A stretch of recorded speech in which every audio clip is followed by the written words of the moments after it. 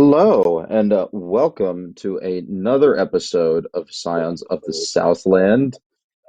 We are recording this after how many weeks off? Months off? It's Uh, been at least since October. yeah, I think the last game we did was Duke, right? Dude, The fall UNC. break. Yeah, I'd have to go back in the archives here in the San Francisco studio and figure that out. But for the moment, at least, we are back. We are refreshed. We are no longer hellaciously busy, as one might put it. Yeah, I think this semester for you and the back half of the year has been very different from our usual relaxed, relatively chill existence. And we apologize, for the delay in episodes and not having a lot of content. It's not really much more of an excuse for that. It's just, stuff happens, life gets busy, and it's but we did want to come back and make sure we did this right. If we have to change the format or uh, change what we change some of the things around the show. But we really wanted to do this right. Make sure that we made some great content and made sure we keep you all educated because that's about Georgia Tech sports because that's what we love to do. That's what we love to talk about.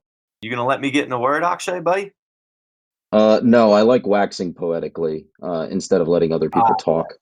yes. Apologizing to the great masses out there of the Georgia Tech internets. Do you actually want to put in a word now?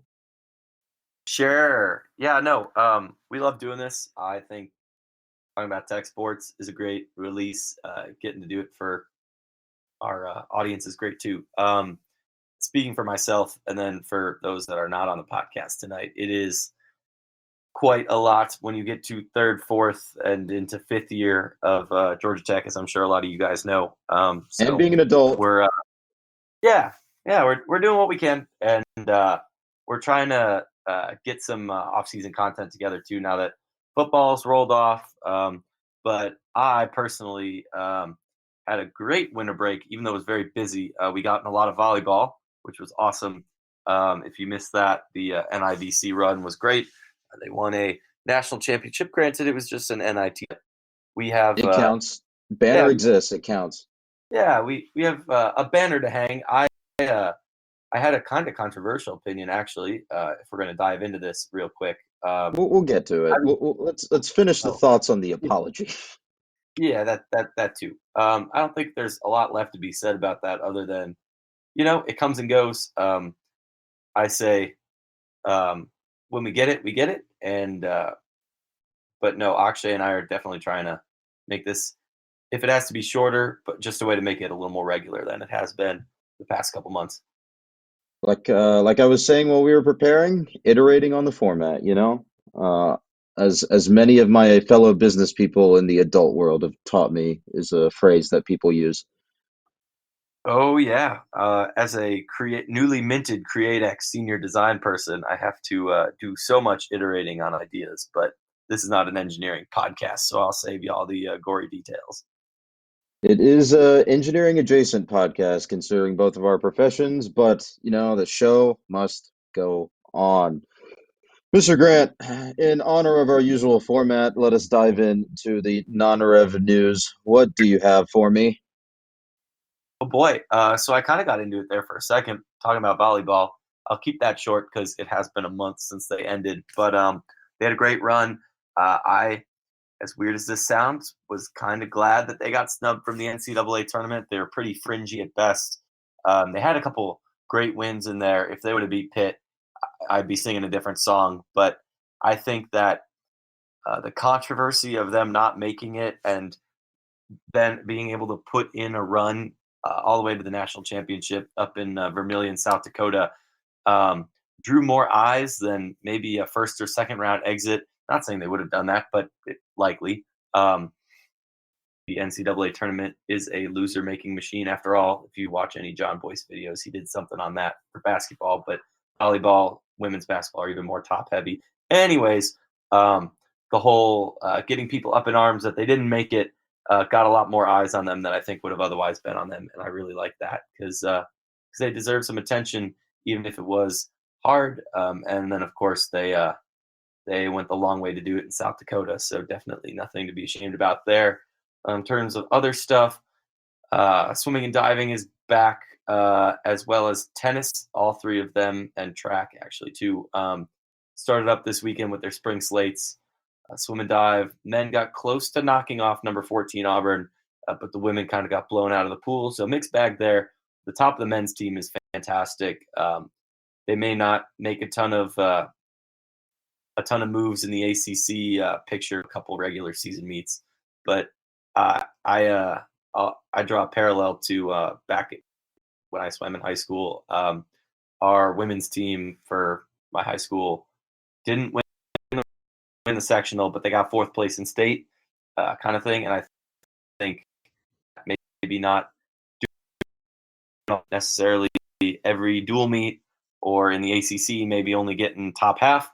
But when it comes to NCAA's, they've got the star power that should get them in top 25 for sure, if not more than that. Tennis looked great. The men were playing without their star senior Carlos Devar, and they still swept both the matches. Women swept both matches. Love to see that. Men play Georgia on Monday at home, so if you're around, go check that out.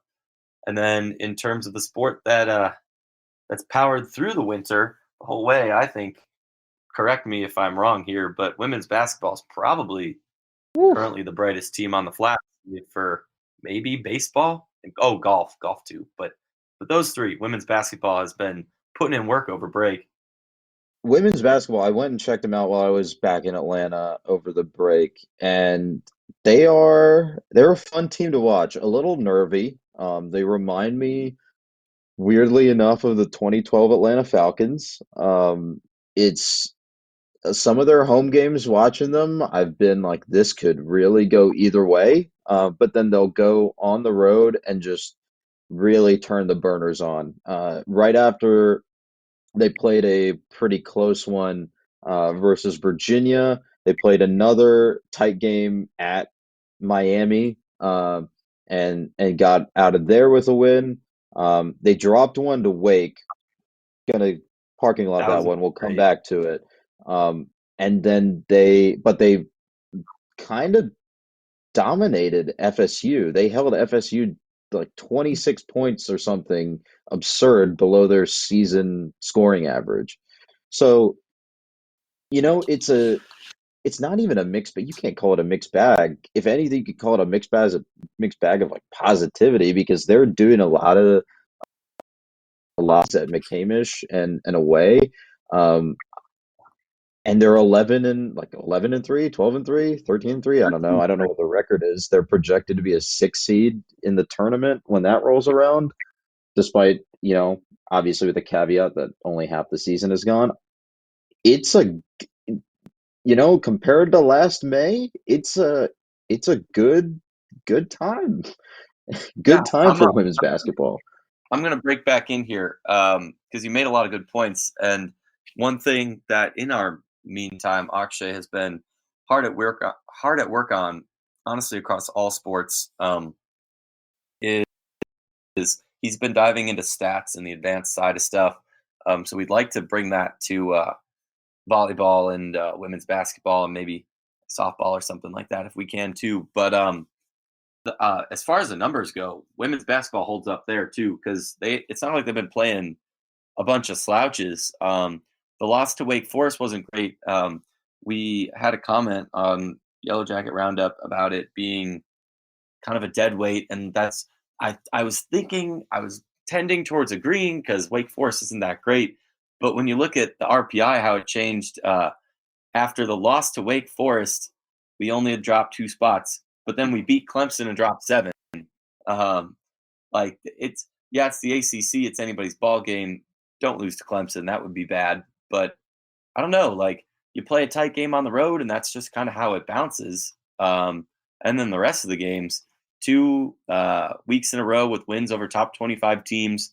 Florida State win was a little bit closer than the score probably suggested, but I mean, it was still a 15-point win on the road to a top 15 team. Like that's the best win in 8 years. Can't can't say that That's I the thought I saw any. highest ever ranked team beaten on the road by a Georgia Tech women's basketball team, if I remember the stat correctly. Oh yeah. And I was going to say something about that. I'm losing it. I'll monologue while you Yeah. think of your thing. The other thing is they'll play teams that maybe they shouldn't close, but they'll grit out a victory. They always do. There's always this sort of fight mentality in them. They give 100%. We say that about a lot of teams, and we say that all the time about all of our teams. But I think this team specifically, and they have endured adversity. Um, After the adversity that they've endured over the offseason because their coach got fired for very weird and not so great reason, it's been a rough offseason, and then they came in, established a like a culture of success early on, and they've capitalized on that, and they've continued to build on that moving forward throughout the season so far. Yeah.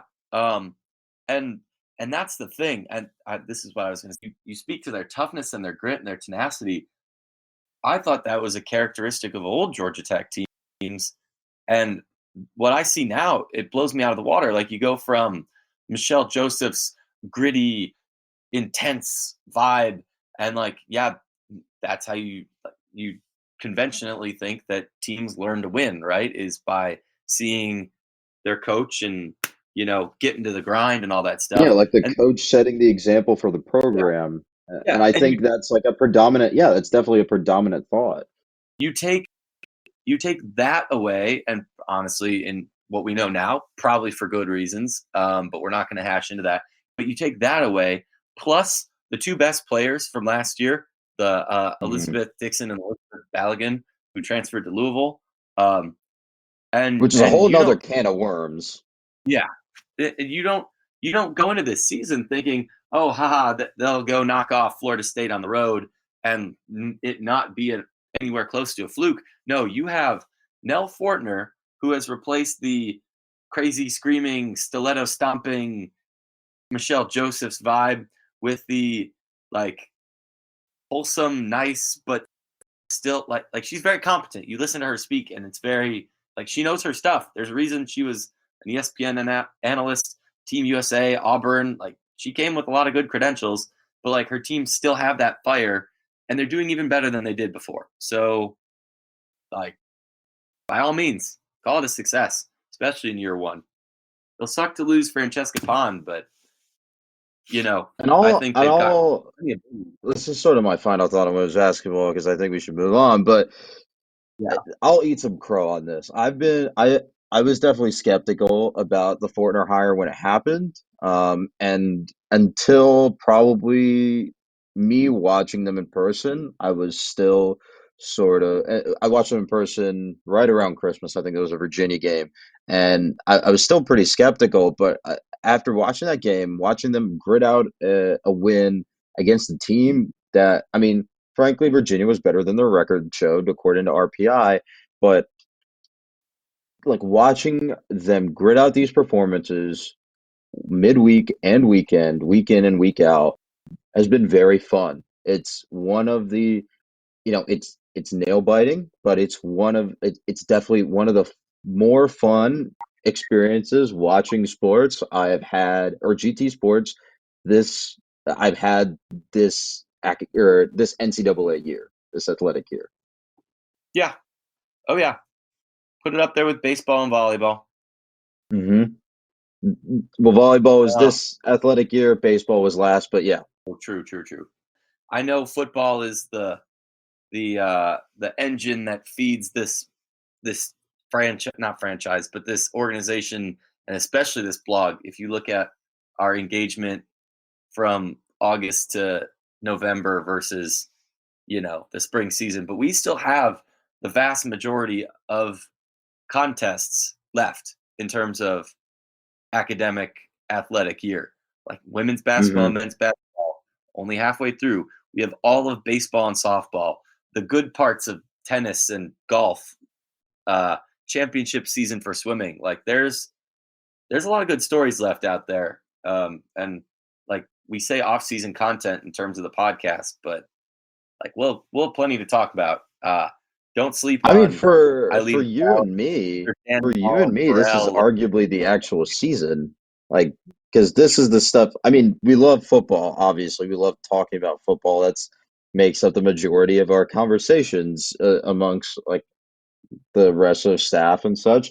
But for us, especially you being able to go to most of these events on campus, and me having done so when I was on campus, the back half of my time at Tech, like this is the real meat of the season.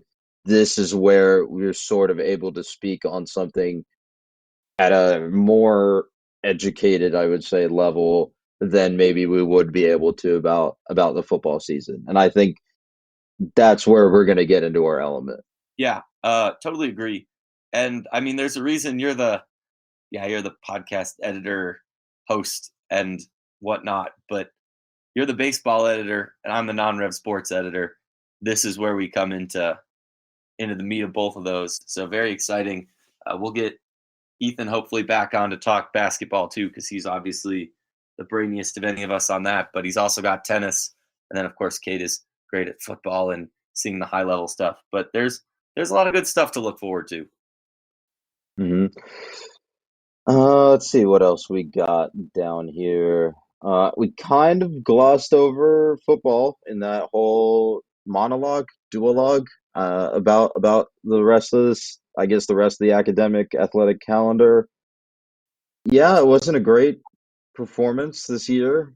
Um, there are a lot of reasons for that, and I think we've sort of hashed it to death. A lot of ink has been spilt virtually and physically. Do you have any I guess more unique points to make on the subject?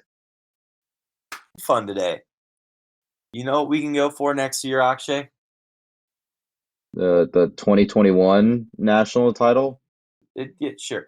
Now, 3 wins in a row against the University of Miami Hurricanes. I'm whelmed by that statement, considering that Miami was held scoreless by Louisiana Tech in a bowl game.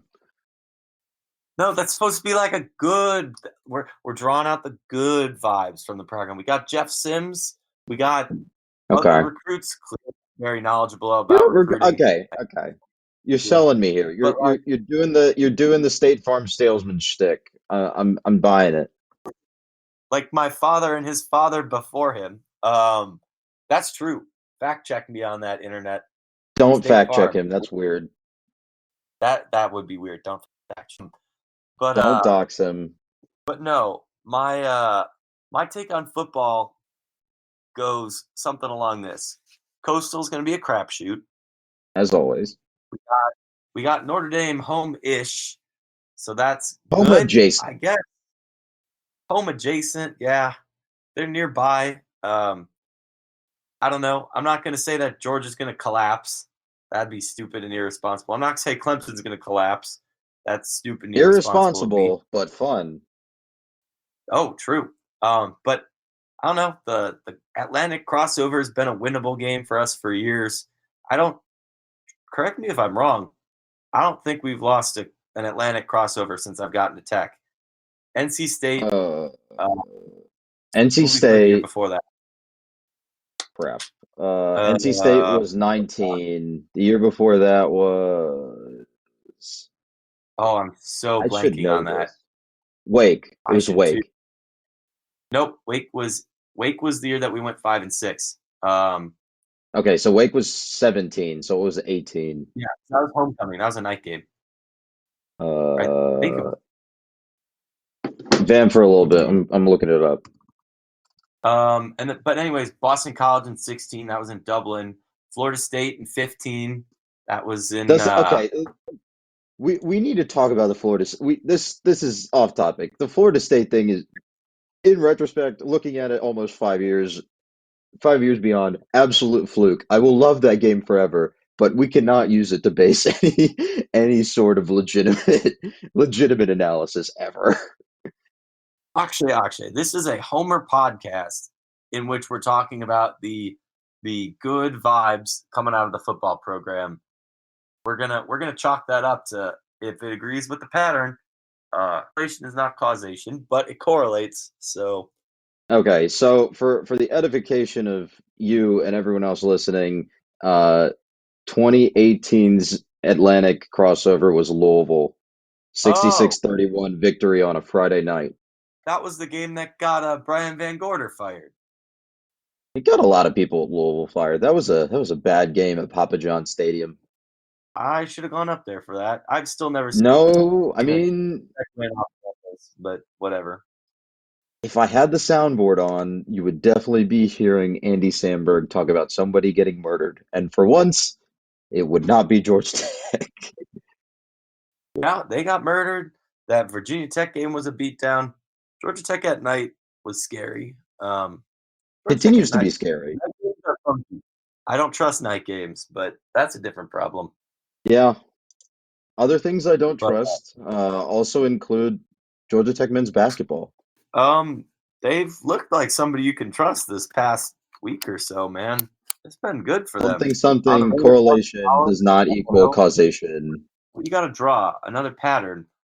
We just got to play every game the rest of the season in a place that's a hill. Chapel Hill, Chestnut Hill, insert third hill. That's why we lost to Duke. It's not McCamish Hill. It's the flats. So are we renaming it? Is that what's happening now?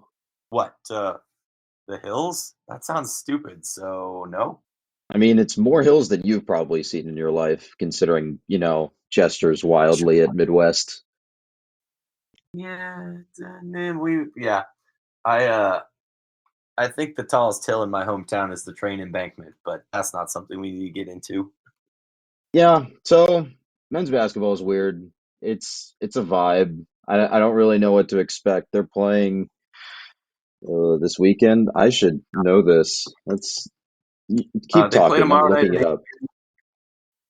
Notre Oh, Dame Wednesday 8. I don't know when this goes live, and then Virginia will be Saturday at 8 p.m. I believe they're doing an honor for the 1990 Final Four team posters, stuff like that. So good giveaways. Defending national champs, Virginia in town. This is the first time they haven't been ranked in a hot minute. So maybe a winnable game. We'll see. But no, Georgia Tech men's basketball is not consistent enough for my liking. But I gotta say, the development of some of these players under Pastner, the recruiting whiffs kind of stink.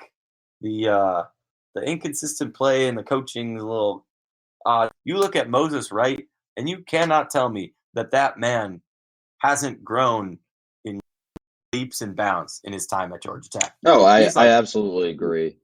if we're I talking just high level Homer happiness, like that's the first signpost. Moses Wright looks fantastic. Don't let Evan Cole shoot a three either, but he looks pretty darn good too. So I will say this. I still maintain that this is a prove it year for Josh Pastner, for better or for worse. I know there are sanctions, and I know like everything is on appeal and weird, and what's probably going to happen is that we're going to get to selection Sunday, and right before noon, when the bracket comes out, the NCAA is going to lay down the law, but he's got to optimize his wins in this, in especially a very weird down year for the ACC's top teams. yeah, I mean Duke just lost to Clemson tonight, so every Louisville team's had a near beatable. miss versus Pitt, so a weird year for the ACC. It's a weird year for Georgia Tech men's basketball, but the other team that plays at McCamish um, is more watchable and more consistent on a regular basis. Yeah, I mean they're I don't want to say I don't know. I'm not trying to hate on men's basketball, but It's all I in don't know. good fun. I like the they've done it 2 or 3 of the last couple of years where they did the matinee women's game into the men's late game on like a Sunday or a Saturday. Oh I yeah. wish they do that. Get some people in the seats for women's basketball that'll stay for the men's. Make a day out of it. They deserve some eyes too. And I think I don't have the attendance numbers in front of me. And we are, vamping about women's basketball in a men's basketball segment, but I don't have the attendance numbers in front of me, but I would wager a guess that week over week, as women's basketball is won game after game and gritted out game after game, their attendance is definitely increasing. It Yeah. it gets Um, loud. Like it during the Virginia game, it was loud in there. I mean, the attendance was um, only like probably 1,500 people, but McCamish it's can that be dome. loud. It's that dome. But you get the 3/4 full men's basketball game. They get loud too, especially once the students get into it. The Oh my goodness. I don't know if you could hear it on TV, but it was very loud. About halfway through, people realize that you can, bang on those bleachers and they make a pretty loud noise. And that's Ah, that'll be yes. pretty. Everyone realizing that they can use artificial noisemakers halfway through the game instead of, at any other time. Hmm. Um, but Typical. no, it's it's all about making that building as tough of a place to play as you can, whether that's through your fans or how you're playing, making the other team uncomfortable. And I think a big part of that is Passner's proclivity to switch between the zone and the man, um, Hmm. especially on mediocre or not mediocre, but like Duke. Coach K is going to make the adjustments, but I don't know. Worked against Arkansas for a while there. That was a heartbreaker of a game. Literally just I made mean, one little free honestly, I would throw. say it worked against Arkansas the entire game, last Yeah. minute shot notwithstanding. It worked against NC State. It worked against UNC. UNC obviously having a down year, and NC State having a weird one too.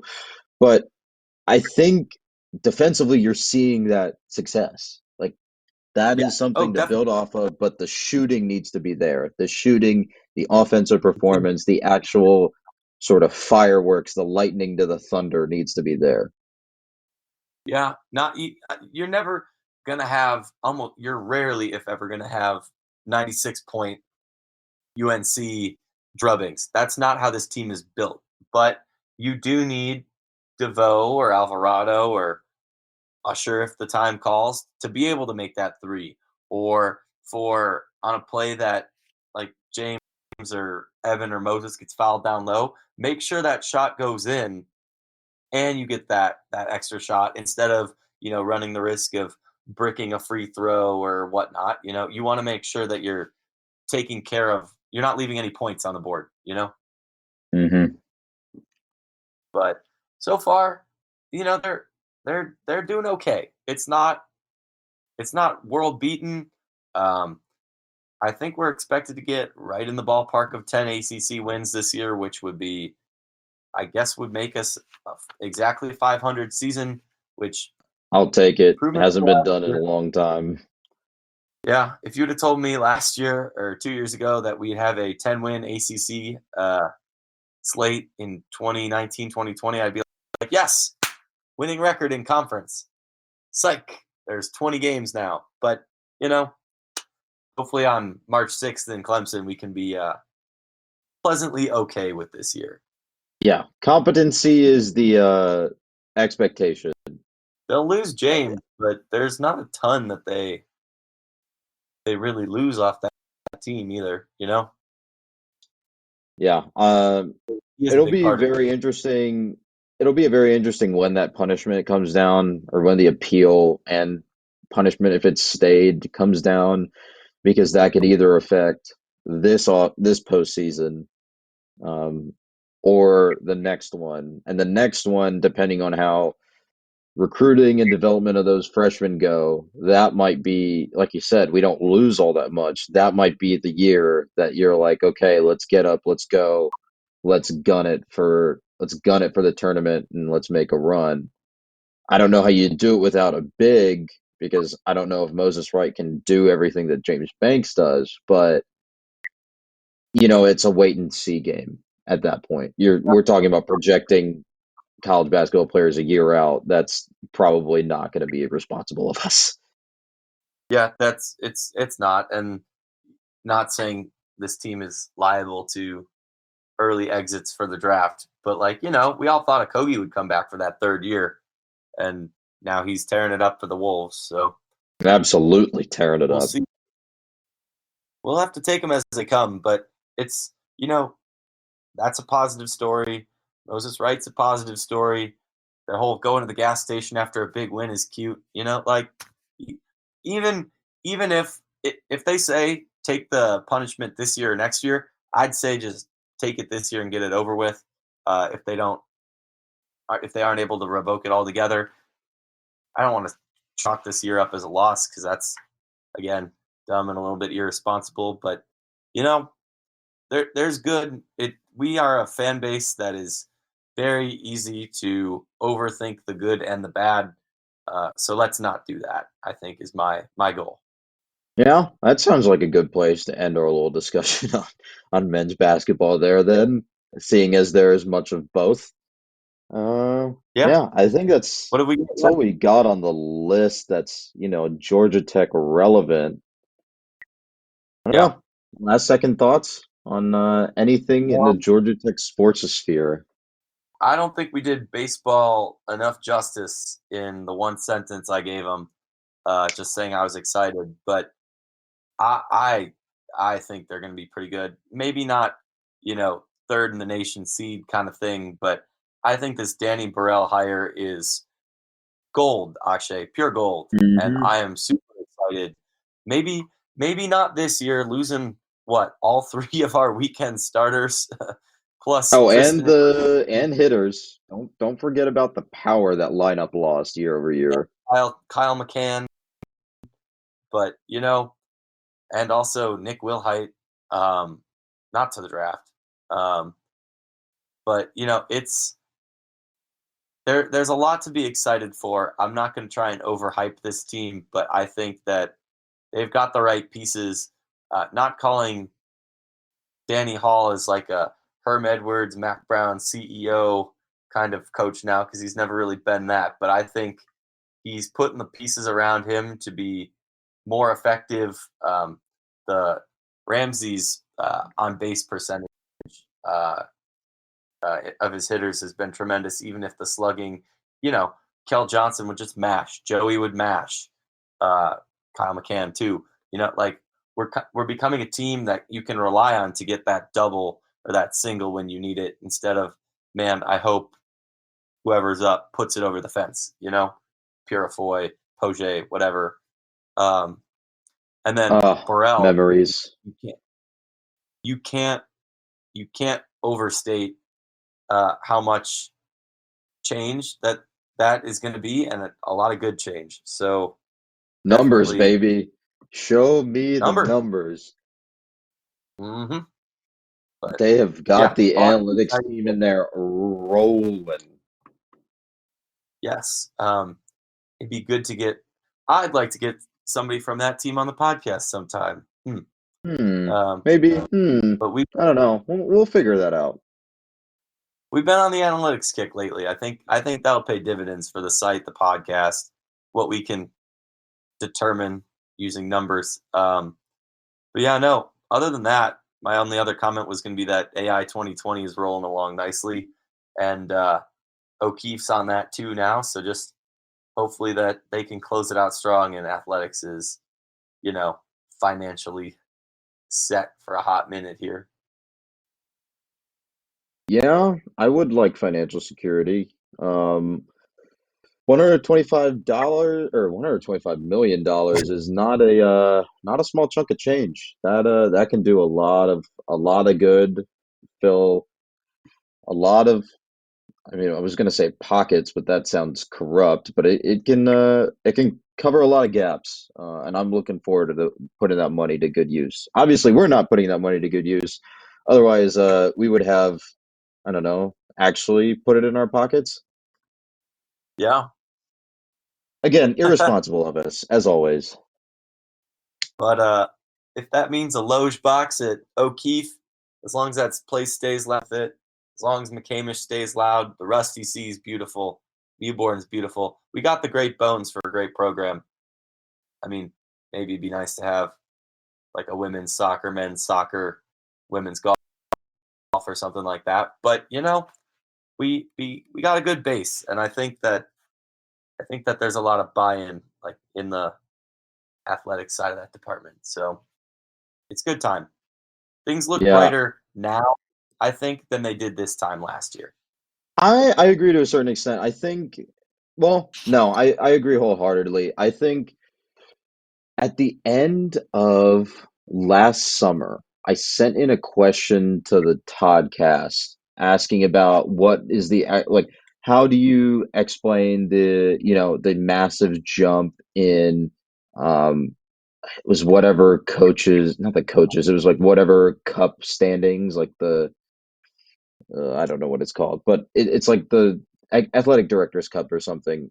How do you explain the massive jump that Tech had year over year, um, especially with the success of volleyball doing really well last season, football making a bowl last season, compared to the season before where you had football not making a Last bowl and basketball not doing a lot, not doing well, and just sort of every program was sort of just in a bit of a it was just lost. And Well, you even credit it golf was to underperforming. Like that's even your mainstays.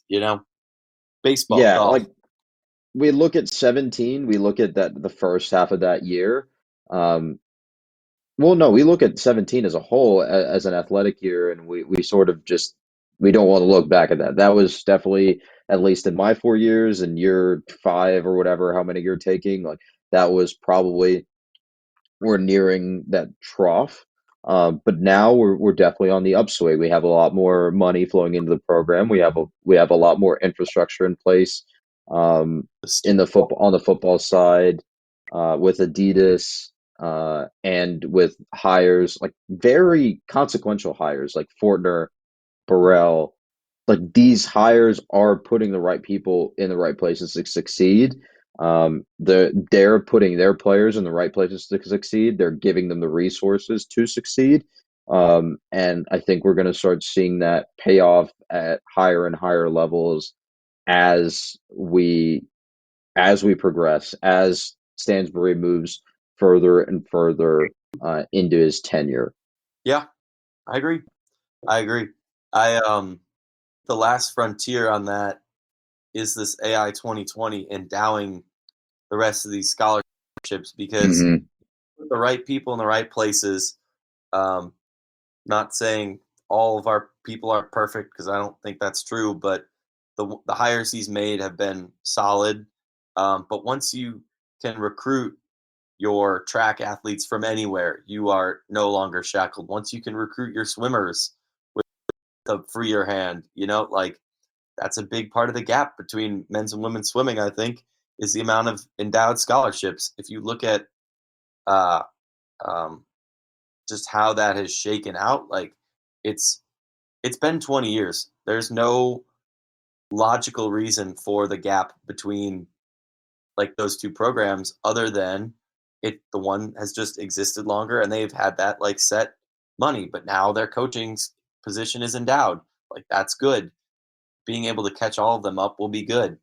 Having an edge building will help all of these programs. It's just good to see all that kind of coming together. You're not staring a $0 million in the face for AI 2020. You're staring 90, 100, what is it, 114 million? 100, I think right they're at now. 114 right now. Yeah, Yeah. I mean, they're going to blow that out of the water if, like, because the deadline for that is at the end of the year. Somebody called Dewberry. Somebody called Peloton guy. Somebody called Chris Klaus.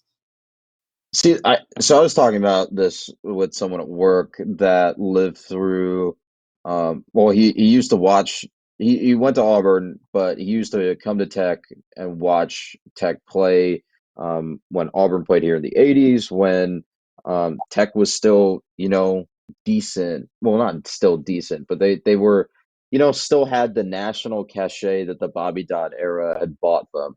Um, and the sort of realization that I came to in this conversation was the current donation base for Georgia Tech alumni has, I mean, they've seen, I guess, one football national title, They've seen uh, two Final Fours, but across the and I guess a women's tennis national championship. Let me be clear. And that Like all of those are great run, accomplishments. All of those are great accomplishments on their own. But by golf, and large, if we're looking at the time scale between 1980, the last 40 years, 1980 to 2020, you're not seeing a whole lot of athletic success, right? You're yeah, seeing fits and starts and situations where the infrastructure wasn't in place, and you're coming from the 50s and 60s and 70s, right? And you wrote about this a couple months ago, right? We left the SEC right at the entire athletic program's peak, not just football, the investment, the facilities, everything. We were meeting almost meeting Alabama where they were at during the 50s. We just disagreed on processing players. But now you see how those things have changed. You see sort of it's a butterfly effect, obviously, but my point in all of this is saying right now we are that future alumni base, and we're sort of seeing this upswing. We're not seeing a lot of sustained success right now, but we're riding that upswing, and I think that is going to lead to increased investment over the next couple of cycles. and Probably that different and to from your the point, investment that we've had over the last 20 years. That's the point that I wanted to come to. the enrollment is so much bigger right now than it ever has been. They need to get the kids that are here and going to be here in the next couple of years just as invested as the when there was 4,000 kids and everybody was hogtied and marched to the football games because that's what you did, you know? Like Not opposed that's to that now, personally. well, I can't comment on that. I'm still in college, but I mean, you know what I'm saying? Like you want to make sure that you're taking advantage of this different scale because it's not all bad that it's different than it was before. You know, like there are so many more eyes to do it, and as much as the constant, I guess, buzzword memification of our football program like grates on me sometimes, I totally accept that if that's what it takes to get buy-in, not just on campus, but from the fact that Atlanta itself is the biggest it's ever been by a lot. You know, like Hmm. if that's what makes Georgia Tech, I don't want to say Atlanta's team because I roll my eyes when I see Northwestern is Chicago's Big Ten team. Um, you know, if that's what it And takes it's to get and it's Tech on the continent, disingenuous to say that any program can be Atlanta's team, oh, considering absolutely. that it is the capital of college football, if you want to go that far, but it is the capital of SEC country for sure. hmm And it's one of the gravity centers of ACC football too. So, you know, Mm. maybe not basketball. That's probably North Carolina. But to your point, upswing advantage of what we got, and with that, I think we set ourselves. Not just the program is in a good track. I think you and I are definitely on the same vibe for this coming season, and I'm looking forward to it. Well, that sounds like as good a place as any to end it. Any final thoughts to your final thoughts on our program this season as a whole? Nah, I got a I got a couple comments. That Thrasher Cup this weekend for GT Club Hockey. Um, they're looking good. They're defending champs in that. Men's lax will be out and about too. They'll be defending or in the hunt for a title again. Swim Club will be in the hunt for a title. Club women's basketball. It's good all across the campus. I'd say whether you're comp sports, varsity sports, it's a good time to be a Tech. The upswing is real. Hmm. I was told there was a women's basketball game tonight, and I don't see it on the schedule. This is very strange. Huh, I was going to give an Uh, update on that. Anyway, that about covers it for me too. I wish this women's basketball game was on so I could actually, give talk a little bit about it. But I think we've done they played that Thursday program out there. enough free advertising for one day. Now, Fortner, if you want more segment space on our podcast, My email and my Twitter account are in my profile on Vox Media. So is Jake Grants, and you can pay us. I like money. I can be convinced. But yeah, We no. can be bought. Till next We can be bought. time. I All mean, if right. you throw in some of the team gear from Adidas, we can be bought.